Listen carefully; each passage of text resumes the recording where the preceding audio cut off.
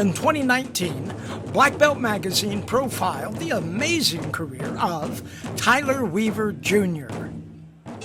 Tyler started winning national martial arts championships about the same time when most kids his age were still trying to learn how to ride a bicycle. Karate and martial arts was definitely my thing, so I continued on training and doing it, and now I've been doing it pretty much my whole life. With more than 500 first-place wins, 100 grand championships, and more than 44 world titles by age 21, Tyler had achieved superstar status as a member of Team Paul Mitchell.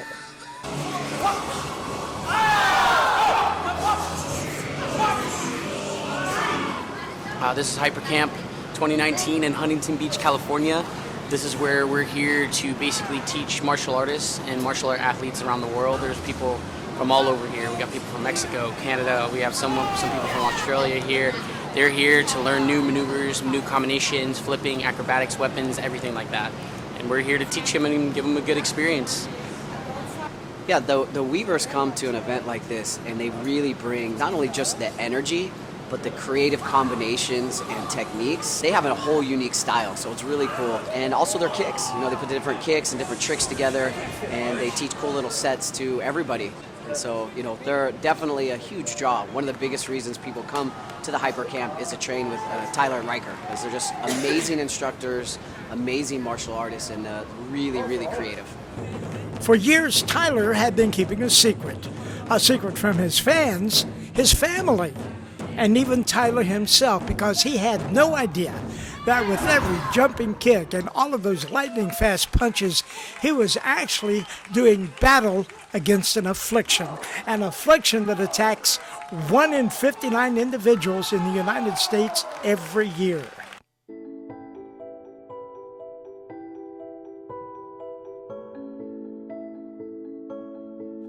I definitely know I have huge stress and anxiety. I'm a very simple person to plan, straightforward, so if there's anything that changes and stuff, it definitely triggers me. When Ty was in 3rd grade, we started noticing something a little different about him. He was having a little difficulty with reading, writing, things that shouldn't have been so difficult seemed to be quite a challenge. After having our 4th child, Jasper, 3rd grade, same situation. Having difficulty in school, socially, everything. We see the exact same thing going on that was with Tyler. How's this tying together? We get Jasper officially tested, and yes, he has ASD1, so he's on the spectrum as well, and that's when we found out, you know, that's obviously what Tyler's challenges in life is as well.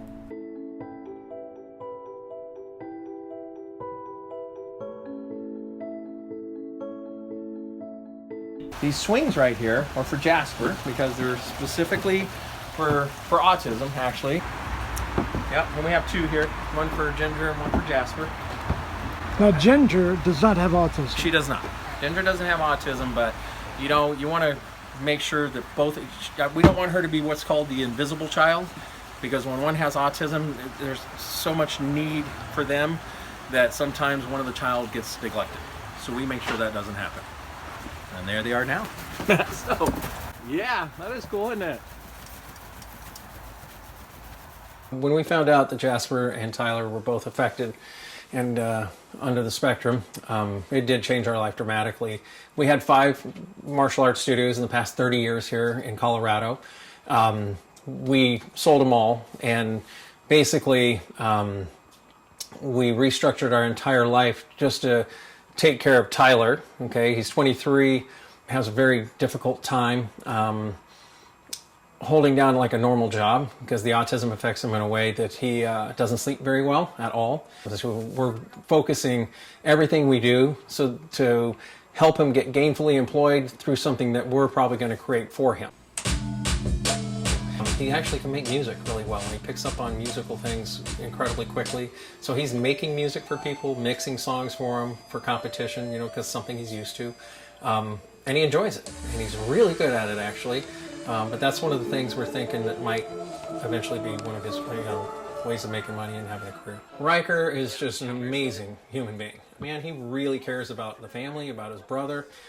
They're best friends, you know, he checks on them all the time. Tyler was having a hard time with his peers and some of the teammates. So then we started sending Riker with him all the time. And Riker would go with him and he would take care of him, and he could notice when Ty was getting overstimulated or overwhelmed with anything, he would take him back to the room, or he would kind of intervene and jump in there and kind of be Tyler's advocate and talk for him. Because that's the biggest thing. When you're under the spectrum, just communicating back and forth can be rather challenging, especially if it's in a situation you're not used to.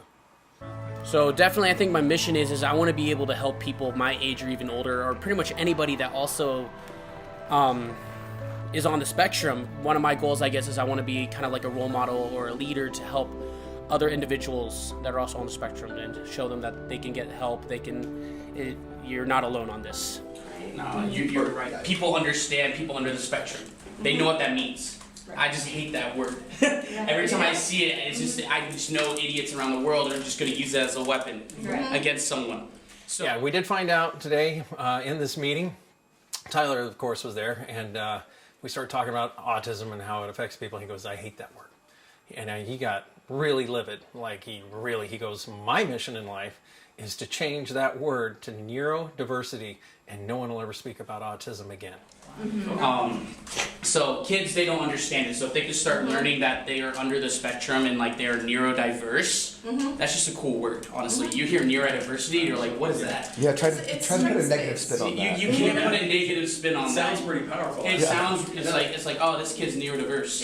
Yeah. Like he just thinks different. That's my goal. That's all I want to say. Is like this kid's neurodiverse. He thinks different. And so we're thinking we might be taking this all the way up to the Supreme Court or all the way up to the Senate or wherever it needs to go to see if we can get autism nixed. Just like a while ago, I guess the word retard was nixed, and it took a lot of effort and a lot of work, but I haven't heard that word in a long time, actually. So now we're going to try to do the same thing with autism, just for Tyler. That's his mission. He really dislikes it. This is the Weaver family. We're doing our new Jaspy's Journey. Most of the time we do martial arts stuff. That's what we're known for. But now we're known for Jaspy's Journey. And that's what we do. We travel around the country now. We're based here in Colorado, but we're going to set up these sensory relief, and we're going to try to get them at major sporting events and different things as well. This is Jasper right here. Pretty much everything is based on what he goes through and what he experiences. So all this stuff you see here is things that he really enjoys. And so we kind of just passing it on to all the other kiddos out there that maybe have a few challenges in life, and we're trying to help out the best we can and serve the community. Well, the sensory rooms themselves are kind of designed for somebody who's getting overstimulated. It's really effective for people with autism. Of course, that's one of our specialties, but it can be for anybody. We've had a lot of different special needs actually come into our sensory rooms and decompress. We've set up an area where they can just sit and calm down. We can even close it down. And what it does is it just takes away all the excitement for a few moments and helps them just come back to center, come back to focus. And sometimes people need a little extra like that. Ginger and Jasper. Ginger is my daughter, of course. He loves bunnies, so we have all these bunnies created just for Jasper and Ginger. And that's why we called it Jaspy's Journey, and our little logo here is the bunny. And he actually has a service pet that's been all over the place. It's been to California, Texas. It's a little bunny. It's got its own little service coat. Bunnies, they don't make noise. They're quiet. They're clean. So you're able to travel with them, and then anybody can pick them up and pet them, and they immediately calm them down. So our whole mission with the bunnies right here is to help people just kind of diffuse. This is our prototype of what we're going to be coming out with in April. This is the one we created a long time ago, about a year and a half. And this is the one that the big companies are starting to make for us. So we're pretty excited about this one. We'll be able to spread awareness, just like the pink belts for cancer awareness.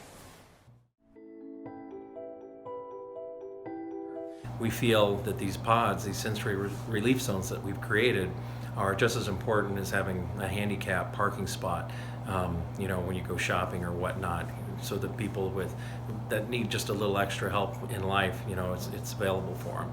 So that's one of our missions and why we're doing what we're doing.